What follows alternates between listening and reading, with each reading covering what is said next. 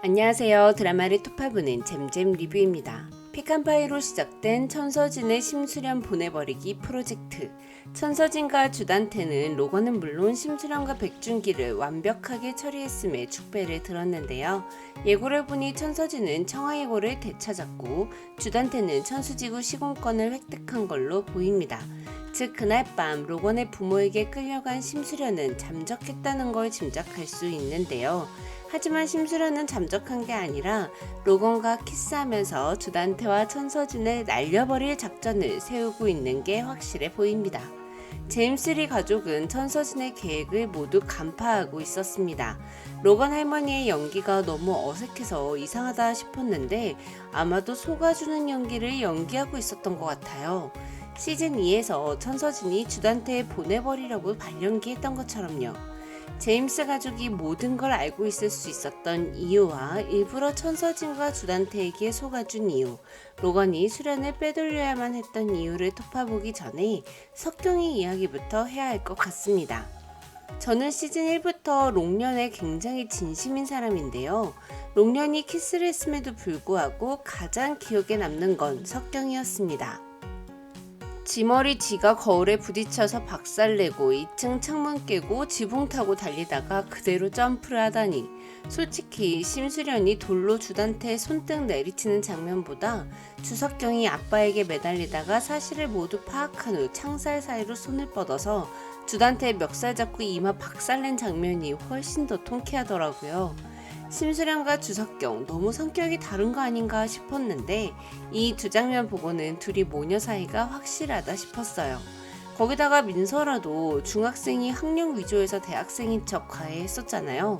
심수련, 민설아, 주석경 3명 모두 가감하게 지르는 부분이 좀 비슷한 것 같습니다. 제 영상 댓글을 보니 석경이가 친딸인 걸 알고 난 직후 수련이 갑자기 석경이 걱정을 하는 걸 보고 친딸이 아닐 때랑 친딸일 때가 너무 다른 거 아니냐, 심수련 캐릭터 실망이다, 이런 의견들이 계시더라고요. 그런데 8회에 나왔듯 수련은 친딸 여부와 상관없이 항상 석경이를 사랑해 왔습니다. 석경이가 친딸인 걸 안 직후 수련이 석경이를 더 걱정했던 것은 주단태가 석경이의 목숨을 이용해 어떤 짓이든 할 수 있다는 걸 알고 있었기 때문이죠.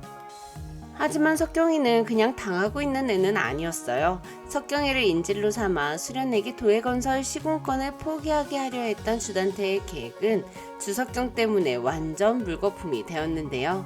석경이가 심수련에게 아빠가 원하는 거 아무것도 해주지 말라고 소리치는 거 완전 사이다더라고요.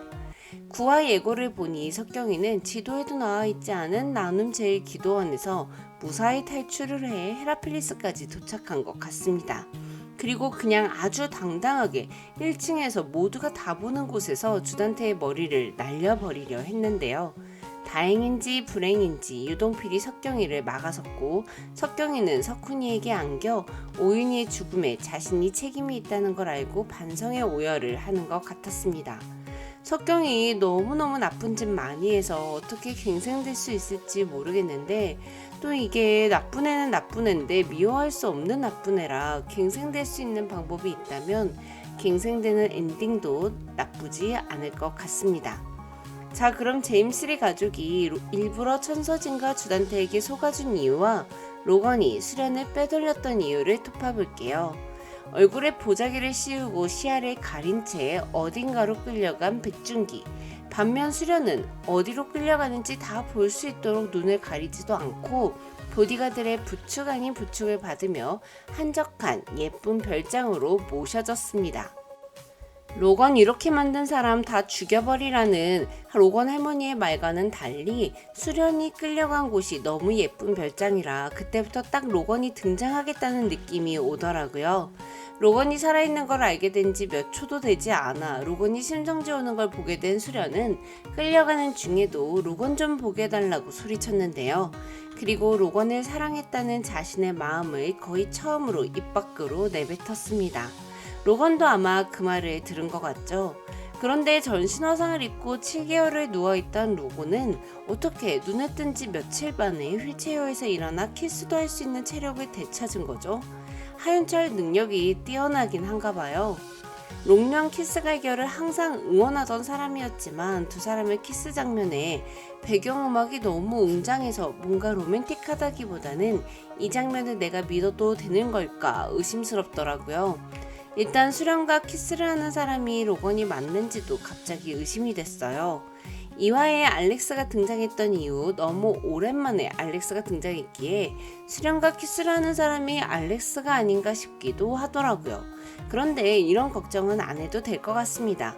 9화 예고를 보면 로건이 수련에게 빨리 오지 못해서 미안해요 라고 말하는데요. 이 대사 로건이 예전에도 수련에게 했던 말이잖아요.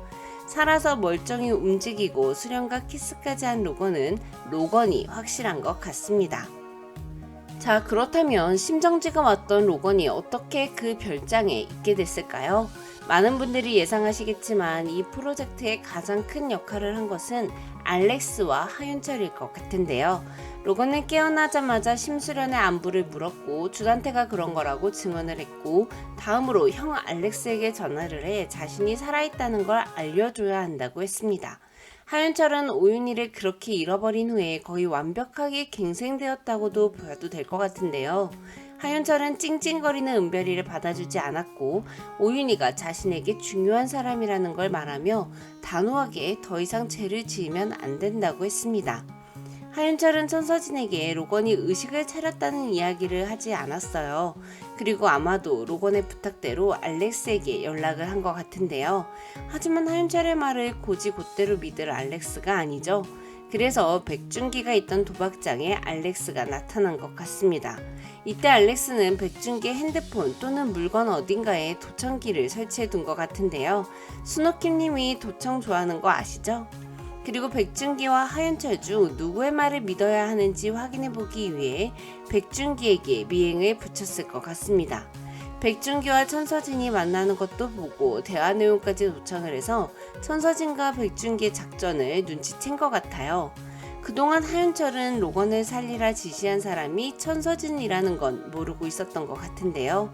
알렉스를 통해 알게 된 이후 천서진의 행동을 주시하고 있었던 것 같습니다. 그래서 천서진이 로건에게 24시간이 지나면 편안해지는 약물을 주입한 직후 하윤철이 바로 약물을 제거했던 건 아닐까 싶어요. 물론 그 약물이 투입되고 있을 때 로건이 의식이 있는 상태이기도 했고요. 그런데 이상한 점이 하나 있죠. 알렉스가 천서진이 로건을 데리고 있다는 걸 알았다면 바로 찾으러 와도 됐을 텐데 왜 굳이 천서진의 계략에 속아주었냐는 건데요. 그건 로건이 부탁했을 것 같습니다. 로건은 의식이 깨어나자마자 수련의 안부를 물었습니다. 자신을 죽이려 했던 주단태가 수련을 가만두지 않았을 거라는 생각에 걱정이 되었던 것 같은데요. 그래서 로건은 수련을 주단태로부터 안전할 수 있도록 자신의 별장으로 데리고 온 것 같아요. 또한 로건은 주단태가 더 이상 수련의 삶에 위협을 가하지 못하도록 과거에 지은 죄까지 탈탈 털어서 응징하겠다 다짐을 했었는데요. 원래부터 계획은 수련이가 잘 짰었잖아요.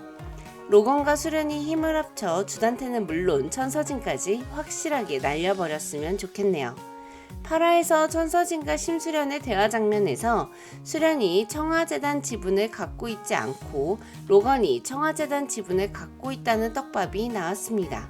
로건과 수련은 천서진의 몰락을 위해 로건이 갖고 있는 청와재단 지분을 이용할 것 같은데요. 천서진은 로건이 회복하지 못했다 생각하고 있죠. 거기다가 주단태 앞에서 로건이 심정지가 됐었으니 확실하게 죽었다 생각할 거예요. 그리고 청와재단이 주주총회를 통해 어떤 의사결정을 해야 할 때 로건이 딱 등장하고 천서진과 주단태가 후덜덜덜 하는 그런 장면이 나올 것 같습니다.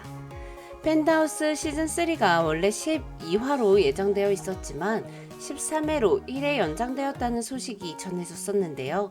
시청자들이 아쉬울까봐 또는 천서진과 주단태를 짧게 혼쭐 내주는 걸로는 충분치 않아서인지 순옥희님은 결국 1회를 더 연장하기로 했다고 합니다. 결국 시즌3는 총 14회로 마무리되게 되었는데요. 솔직히 펜트하우스는 대본도 대본이지만 배우분들의 연기력이 아니었다면 이 정도로 재미있진 않았을 것 같거든요.